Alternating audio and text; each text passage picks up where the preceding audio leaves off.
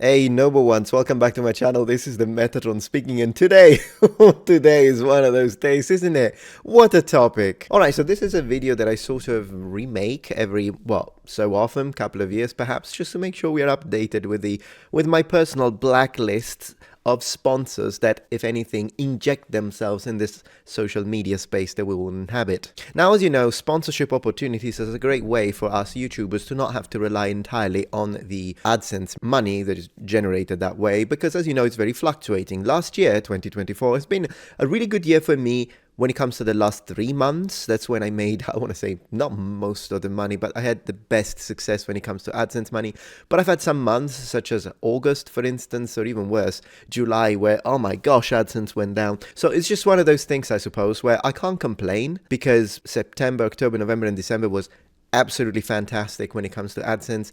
But it's also because I've been posting 30 videos a month on 3 channels. That's 90 videos a month. That's a lot of videos, including this video that I posted on my gaming channel, Metatron's Protectorate, which is 8 hours and 28 minutes long.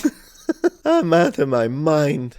Link in the description. Anyway, sponsors are a great way to get a little extra dough for your productions, but then again, you also have to take responsibility as a content creator. But regardless of how many subscribers you have, it's important to make sure that we don't lead people to purchasing products or get subscriptions, or even worse, making financial choices based on the trust they have for you, and then we lead them to these companies that are absolutely horrible. Horrible.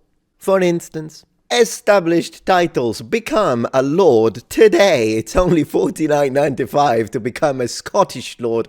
Oh, for crying out loud, that cringe. For as little as it can be actually more. Titles pack include dedicated land and a personalized certificate ready in 24 hours.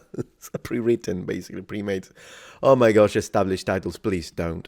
Yeah, I used to get that email. Let's see if I can find it. Wait. I'm going to share everything behind the scenes today. Oh yeah. What, sponsors? You don't want me to do that? Sue me.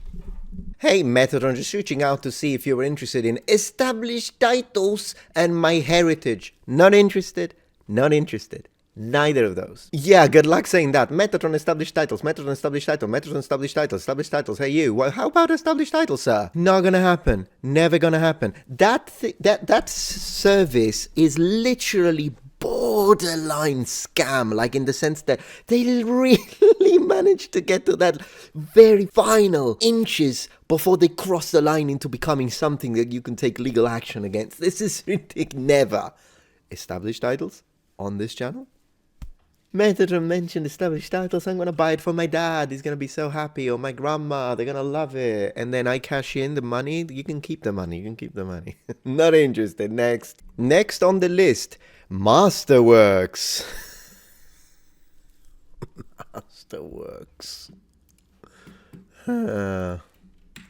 Masterworks official site. Yeah.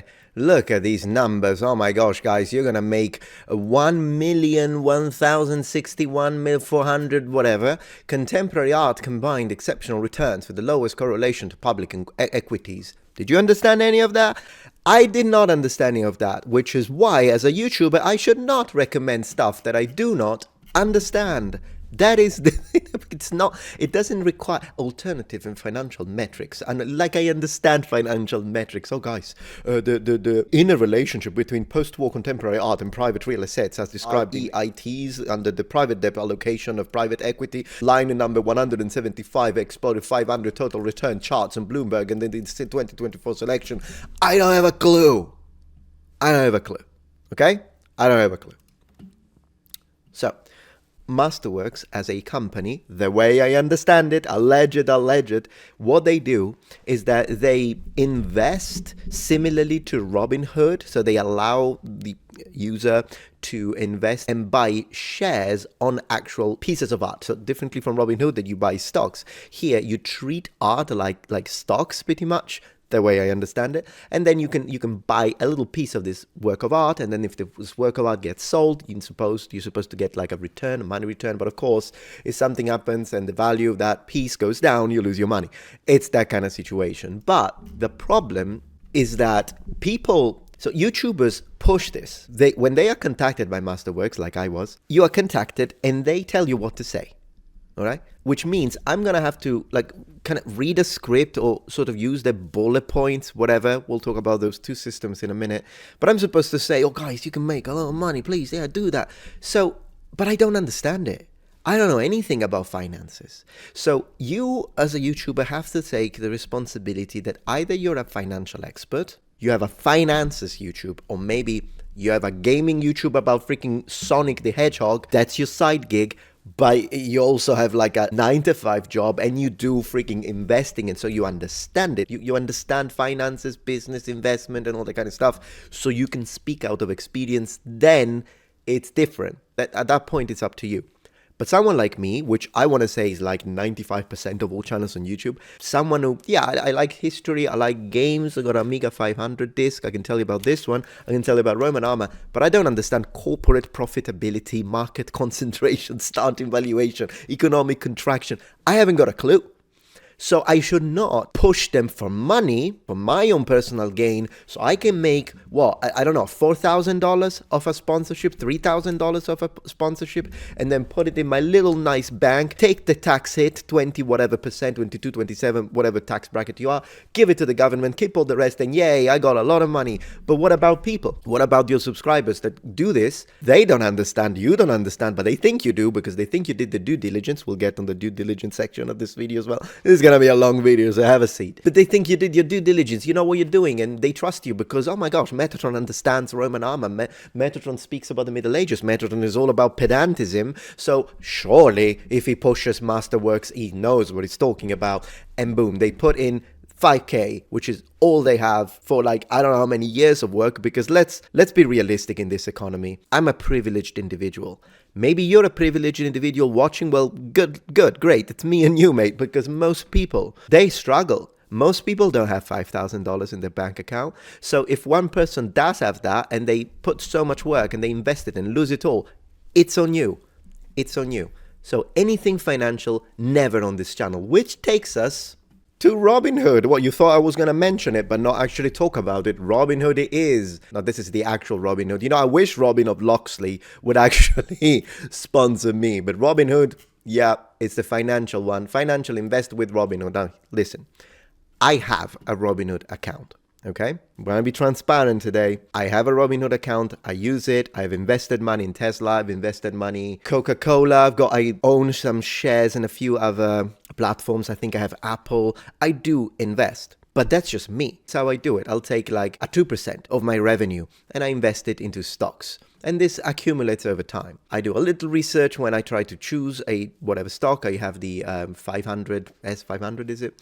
So I invest a little bit of money there. If I see a new startup and I think they could have, I invest a little money there. But this is money that even if I lose, is not going to impact me in any way, shape or form. It doesn't matter. It's 2%. It does nothing and I just leave it there. It's not like I'm one of those guys that every day buys and no. I just leave it there. I just leave it there. I'll see you in 10 years.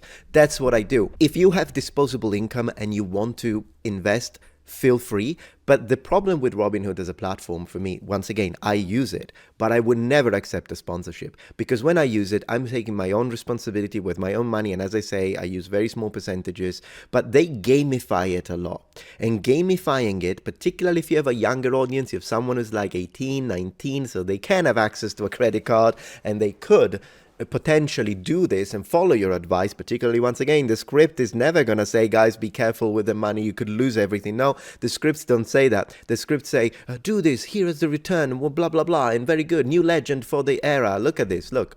Build a portfolio starting with just $1, stocks, FST, BDC, Doge. I haven't got a clue what all of this stuff is. I don't know. Look at these screenshots and make it sound like, oh my gosh, I'm going to make so much money. Maybe you will, maybe you won't. And that is not something that I'm comfortable living with if you get into it because you watched a sponsored video and I grabbed $5,000, $3,000, $2,000, depending on the views, because that has to do with the views, not really your subscription count. It's how many views you can give the sponsor. Next one we're going to talk about, and this has been big all over social media, is Honey. Now, Honey is a browser extension, and absolutely, if you have it, uninstall it. And if you see a YouTuber still today, I mean, I would be amazed if a YouTuber would still take that sponsorship. I never took it, but I would be amazed if someone did it now. But you never know these days. People are morally bankrupt, so purchased by PayPal for like, what, a certain amount of billions with a B, I think $5 billion or $4 billion. Anyways, what they do is I don't even want to click it, but basically it's an automatic coupon searcher that you add to your browser. So once again, you see a YouTuber that mentions this, don't do it, because what they do is that they promise that they were going to find the best coupon code for you every time you buy something. So say you were going to buy finally that figurine of Street Fighter Cammy White, and you're like, oh look, I found it for $140 instead of $4 million, which is the usual price for these figures. But let's see, maybe Honey will find a better coupon, and they find your coupon 5% off. But the reality is that that's not the best coupon. In fact, the company is just going to give you the coupon that they, in concordance with whatever seller they have profitable business opportunity with, have decided to give you. So 5%, but you could have found a 20% off on your own. They hide that. Not only that, but oftentimes, even if you don't use Honey, what has happened is that they pretty much take away the commission from the legitimate user and take it themselves instead, which is an extremely horrible thing to do. And there are plenty of channels. If you want, just type Honey on Google. I can't go into the legal because I'm not a lawyer, but there are plenty of huge YouTubers that have been speaking about this. Honey, leave it to the bees. Next thing I'd like to mention is cryptocurrencies. Okay, so listen. One thing you will never see on this channel is a meme. It is a meme coin, a crypto scam, all of that stuff. Crypto is one of those things that I know that there are some people that manage to make money with it, but either you're extremely lucky or maybe you're like, I don't know, some kind of pro that knows what they're doing. But I think in a lot of cases you're making money because you're scamming other people. And I'm not okay with that. At the end of the day, if you're a YouTuber, you have a big platform and you're thinking, hey, a lot of people are making these meme coins, I'm going to make the Metatron coin and see what happens. But, you know, it goes up and then you do a pump and dump, I think it's called, when the money value goes up, you sell it quickly. And of course, the business associates that are actually pushing you, helping you do this, you get all the money. And then people that invested money thinking that they were going to get a cut of those profits, get nothing. The value of the coin is crushed in like, what, 2 hours, and that's the end of it. And you make money. And then apology video, guys, I didn't know. Shut up. I've never spent a single dollar in crypto, still managed to buy a house. So yeah, I'm not into crypto. I don't understand it. I know there will be a couple of people mad here saying, actually, I managed to make 10,000 with this and that. Good for you. I'm not going to make a Metatron coin. You can clip this. It doesn't matter if I go into financial ruin. I'll go back to teaching. I'll go back to waiting if that's what it takes. I'll be a waiter again, the same way I was a waiter to pay for my university studies when I was in my early 20s. All right? I'll do that rather than this. Well, all of that is impressive, but now I would like to take a minute of your time just to tell you the wonderful sponsor that made this video possible, Raid Shadow Legends. Mass unsubscribe. Yeah, no. Raid Shadow Legends, let's go. Raid Shadow Legends is one of those games that, I mean, it's literally everywhere. You have no idea. The number of emails that I've received from Raid Shadow Legends are insane. I did take it like maybe once on the platform. I noticed that a lot of you complained about it. You know what? My audience doesn't like it, and I myself, I thought it was just an alright game. But then again, yeah, I don't like their practices when it comes to how much they push. Even the psychological underpinnings that go into the stuff that isn't free to play. Because remember, nothing is free. If something is free to play, which is a perfectly acceptable business model when it comes to games, a lot of games do it, but sometimes there are games that go a bit too far when it comes to how much they push the stuff that is paid for. Particularly if it's like geared towards a younger audience. So I decided, you know what, the Raid Shadow Legends, no. And whenever I work with a mobile game, again, I am a gamer. I sponsor everything. Watch Elon Musk get us to Mars, create a colony, and the first thing you see is a sponsor ad, but for Raid Shadow Legends, Raid Mars together. Anyways, it's not that I'm inherently against mobile gaming. Mobile gaming is fine. A lot of people can't buy a console. A lot of people don't have a gaming rig like I do. Third channel, gaming channel, Metatron's Protector. Let's go. Let's hit those 10,000 subscribers. Come on. So people do game on their mobile phone, and it's not right for those who have a 4090 to look down on people that are gaming on mobile and be like, hey, oh, stupid. Well, they can't afford it. They can't afford a 4090, but maybe they can have some fun with their mobile. And I've got some great games on my phone. I've got Final Fantasy Tactics on my phone. I mean, that alone is great. Mobile gaming is not as amazing as PC gaming, console gaming, but once again, people love it. So if people like it, and you can get sponsored by a game you think it could fit well with what your audience likes. For example, on this channel, I'll never accept a sponsorship for a FIFA game, but if it's a game that has Vikings, medieval knights, ancient Romans, anything like that, warfare in general, even if it's a bit more modern, like War Thunder, for instance, I've been sponsored by them quite a few times. If it's a game that I think the people will like it. How many players does it have? There's a lot of players online, they like it. Why not? I make a little money, I get to play it. Sometimes I like it and I keep it installed. Other times I only play it for the sponsorship, like for 2 weeks just to have an idea, and then I drop it. It depends on the game. That has varied. I don't think there is anything wrong because people get to download it for free. People get to get a little extra content and silver this and gold coins that and extra character and skins for free. Due to the sponsorship, I make money, they get to play. Maybe they enjoy it. Some people absolutely do. There's nothing wrong with that. But when it comes to Raid Shadow Legends, I decided that I would stop. And when it comes to games on mobile, I do a lot of due diligence. That is in fact the next aspect that I would like to discuss before we move on to some other very hot names that will be on the list today. The idea of YouTubers need to do their due diligence. Now, as you know, I post 30 times a month on this channel. How much sponsored content do you get? 2 to 3 times a month the most. And in fact, last month, I think I only put 1 sponsor. The reason for that is because I take time for my due diligence. Not to mention, you think I'm pedantic, annoying, arrogant, obnoxious, condescending, impossible, pedantic in front of the camera?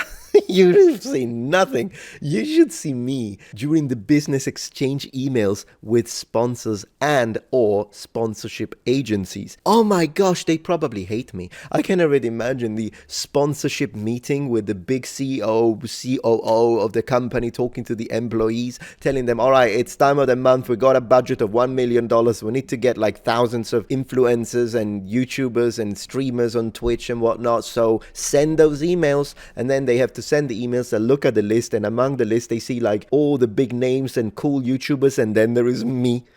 And then there is me, and they're like, oh my gosh, not Metatron.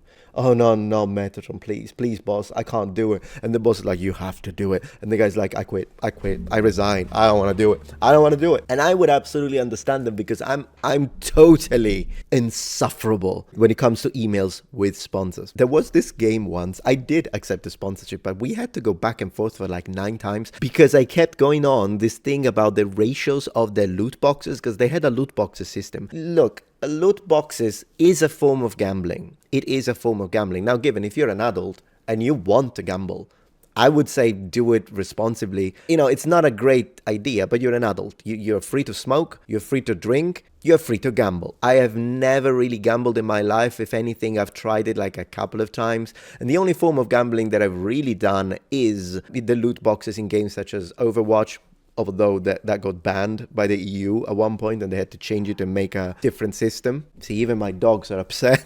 But in general, loot box mechanics in games, they can be fun, but they can be addictive. So I made a list for the sponsor of all my requirements. I said, you have to let me say that they need to be responsible. You have to let me say that if this is not for an underage audience and it's only for adults. So if you have a kid, don't get the game if they're too young to play, because it does have these mechanics. You have to show me the tables with the percentages, because I want people to know what the percentages are.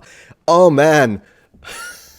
They did agree at the end, but they tried. Oh, they tried. But in general, the idea of doing your due diligence, it takes time. And when I say due diligence, I mean something that I can research. So the first thing I do is whenever a sponsorship approaches me, I do a deep research when it comes to possible scandals.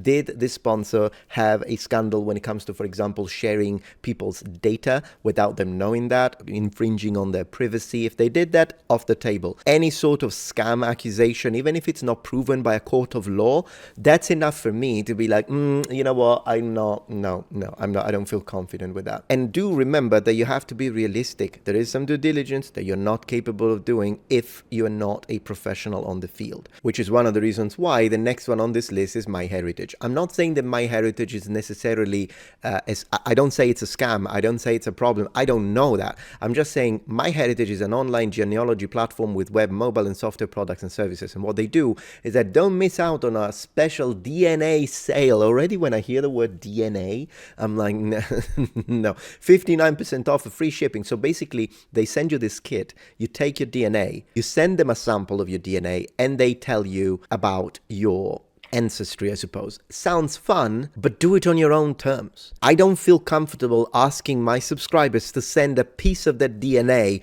to a company of which I know nothing about. Therefore, I don't accept it. And since I mentioned due diligence, I also have to mention my own failure in due diligence, which did happen, of course, with the company Scentbird. Now, Scentbird is a subscription service that allowed people to just order these small packages of perfumes, which was nice, not only because usually they give you good percentages off, particularly if you take them in together with sponsorship with YouTubers. And the products were good because, of course, having worked with them a few times, I have so many in my closet of these that you get for free. You always get products for free as a YouTuber, apart from getting a payment on top of that. They're nice. You twist it, you spray it, and it's cool, and it's good. It's good products, and I thought it was offering a vast range of opportunities. And since I was enjoying it, my wife and I liked the products, we thought we can endorse this. Little did I know about their crazy CEO, which is the reason why I suspended all business activities with them, and I made Metatron apology. This video, which got a lot of views, and I'm really happy about that, because at least I could sort of not only clear my name, but apologize to those people that I pushed this product without knowing that this person was a nut job. Watch. What does it feel like to kill 30 people? What does it feel like to kill 100,000? You know what I mean? And is it evil? Not if your intention is to understand murder.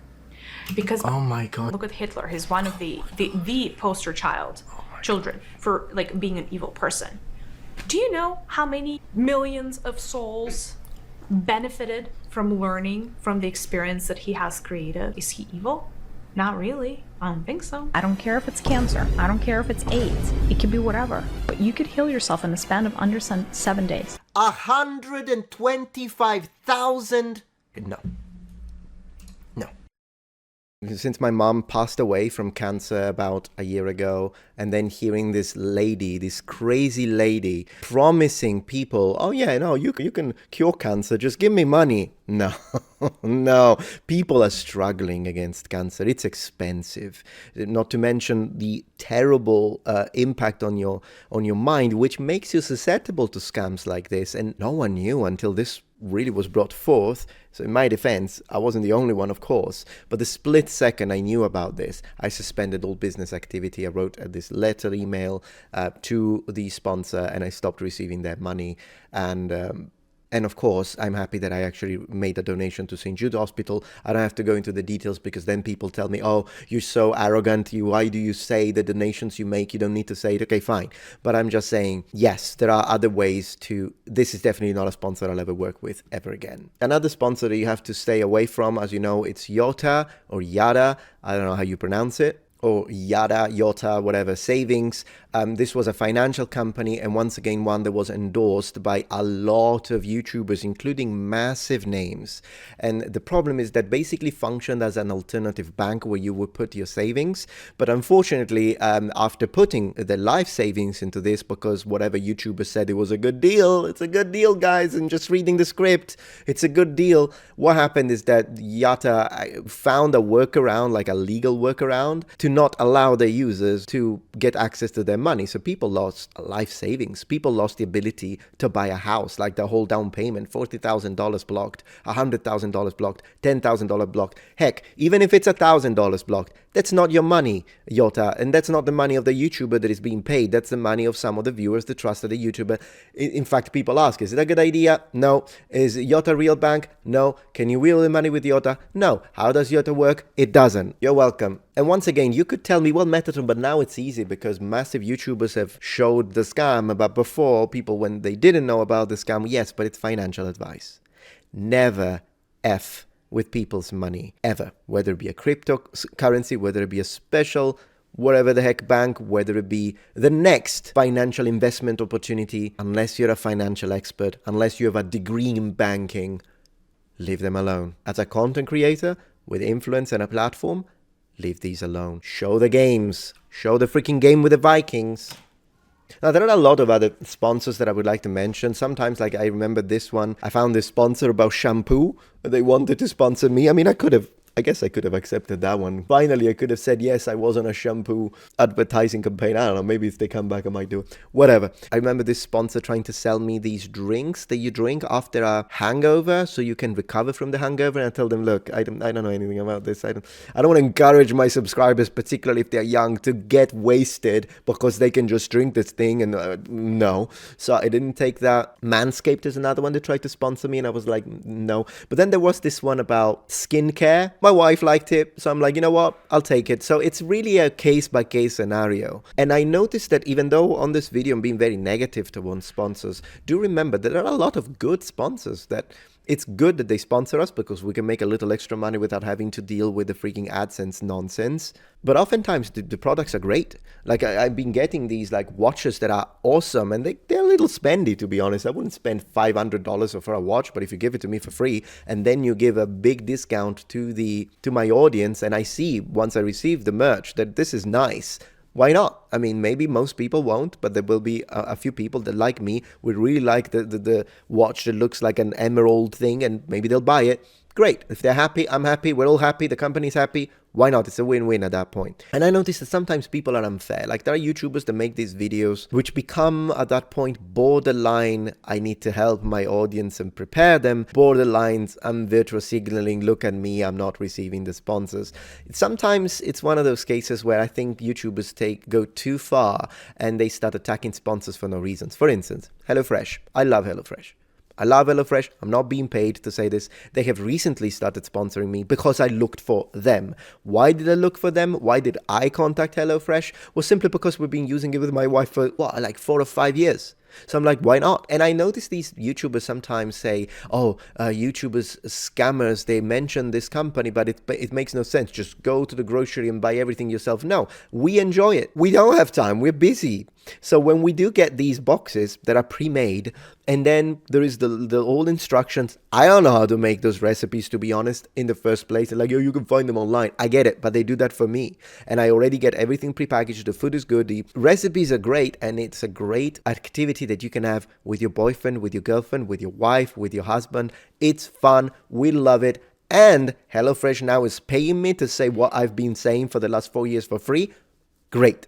So all in all, these are the sponsors this list of sponsors that are in my blacklist. And of course, by saying it publicly, you know that I'm doubling down because they will never want to have anything to do with me ever again after this. Okay, the next thing I would like to talk about today is the danger that is in connection with receiving sponsorships, because unfortunately I was told that for the last month and a half the number of hackers that are pretending to be sponsors, so the fake sponsors, has increased dramatically. So if you're a content creator, you have to watch out for these. You have to be very careful when it comes to someone pretending to be a advertising manager, PR manager, commercial ambassador for whatever company, but in reality they just want you to click that link, give them access to your channel without you knowing it, or double click in that PDF document with the sponsorship agreement and you're done for. They'll take your channel over. And I've seen some horror stories where the YouTuber got hacked by one of these fake sponsors. They broke the terms of services of YouTube,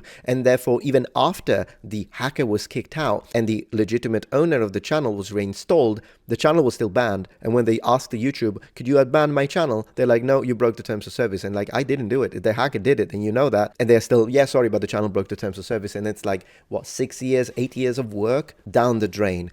Be very careful. There are plenty of telltales. There are plenty of sort of red flags when it comes to fake sponsorships and how to recognize them.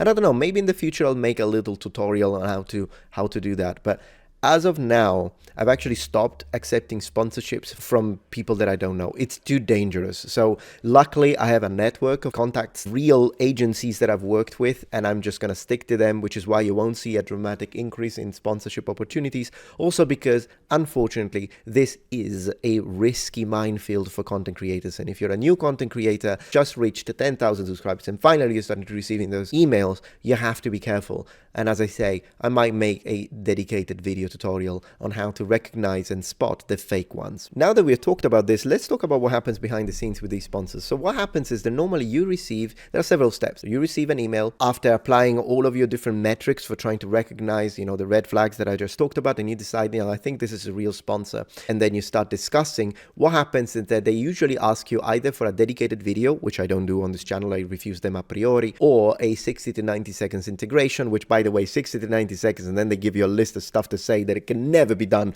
within 60 seconds, even if you were a professional rapper. So 60 to 90 seconds, it's nonsense, whatever. Usually it's like about 2 minutes. If you're really fast, depending on the company, 1.5 minutes, I guess. 60 seconds is impossible.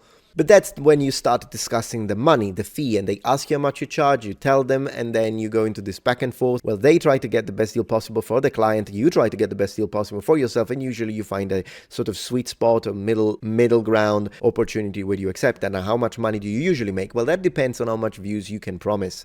And so they will look at your usually last maybe 12 uploads, the general metric. They look at your latest uploads and see, okay, this guy is averaging 50,000 views per video, so this is how much we're ready to pay. And then sometimes you can try and push for a higher amount if you can do views guaranteed. Views guaranteed means you tell them, no, for your sponsorship, I'll guarantee at 100,000 views. And of course, that's a little stressful, I'll be honest with you. But when you do that, what happens is that either you get lucky and you put them on a video that you think is going to do well and it hits 100,000 views plus, or what happens is that you don't. Maybe you fail. You only get 40,000 views. So what you're going to do for the other 60,000, you make a make good video, which is a video where you basically place the entire sponsored segment again, but for free for them, so that you kind of adjust and get sum together the views and then finally deliver. That's one way to usually make more money from your sponsorship. But in general, if you're a channel that can guarantee 100,000 views, you can make a lot of money from it. And if you're a channel that can guarantee views in the millions, yeah, okay, why are we even talking? Sponsors will be ready to pay enormous amounts of money for that. So everything has to do not with how many people are subscribed. That's a bit of a vanity number, if anything, but it's how many views you get per upload on average. Then there is the whole part with the brief. So they will send you a brief, you read the brief, and that brief tells you how to tackle the sponsored integration part. And sometimes what they used to do is that they used to send you a script that you needed to repeat verbatim. Luckily, they stopped that because I always hated it. Oftentimes I refused to do it because it's not my words. And my audience is not there to listen to what you have to say about your products, and my audience wants to listen to what I have to say. Now, given if you accept a product, it has to be something that you already like, because if you don't, then it's not like you can say it. It's not like you can say, this Ivanhoe floppy disk for Amiga 500 that it's sponsoring me is horrible. This is trash. Don't download it. Don't buy it. I mean, you can't do that. So at that point, you of course refuse the sponsorship. But if you accept the sponsorship, it means that at least you think the product is decent, or you really like it, like in my case with HelloFresh. If that's the situation, then of course it makes your job a lot easier. But luckily, sponsors realize that having scripted lines is not good. And also because at the end of the day, you open 2 different channels and they say the exact same thing. People are not stupid. So instead, they give us a list of bullet points. And then if I agree with the bullet points, I can use my own words to discuss the features of the game or the product or the way the subscription service works, so that we make sure that they know that you can get refunded for your money, or so there is like 100% money back guarantee, or maybe there is a shipment, 0% shipment. They want us to mention that. So you look through that, and sometimes that becomes a back and forth. It's one of the points that they want, but usually you can choose, but if it's one of the points that is not optional and I don't like it, that's when the whole situation becomes with me a little tedious, but it is what it is. Last but not least, I noticed that there are some people that get really annoyed with the very idea that we content creators accept sponsors, and sometimes even with the idea that content creators make money at all. Now, the last one I think is stupid, because at the end of the day, it is a job. It's not a conventional job, but it takes a lot of hours, and it's something that I have addressed already in a couple of shorts. The idea that if you're a content creator on YouTube or you're a streamer on Twitch, then go get a real job. This isn't a real job and you shouldn't make money.